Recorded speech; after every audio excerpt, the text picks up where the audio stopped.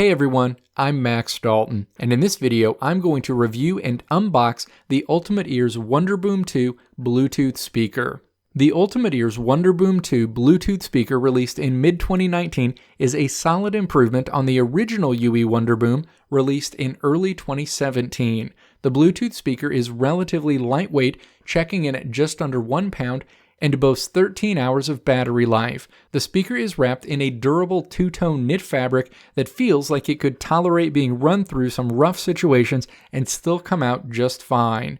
Adding to the durability of the Wonderboom 2, the small Bluetooth speaker is IP67 rated, which means it can be submerged in up to 3 feet of water for 30 minutes and is dust-proof. So while you can take the device in the water with you, I wouldn't consciously try pushing those limits too far if you don't want to risk your speaker calling it quits. Pairing the Wonderboom 2 with a device out of the box should be easy for everyone, and the speaker even supports being connected to 2 devices at the same time and easily switching between the audio source. The speaker can hold a wireless connection with devices up to 100 feet away, and you can also pair 2 Wonderboom 2 speakers from one source device for stereo. The speaker does offer 360-degree sound, which is impressive, but the overall audio quality didn't blow me away. You can get better sound out of the UE Boom 3 or the JBL Flip 4 for a little bit more money. Alternatively, it's leaps and bounds better than some speakers that are only slightly smaller, such as Sony's SRS XB12. However, if you're on a budget and you need a rugged speaker that sounds good and can survive almost any situation you put it in, this is a good speaker to consider.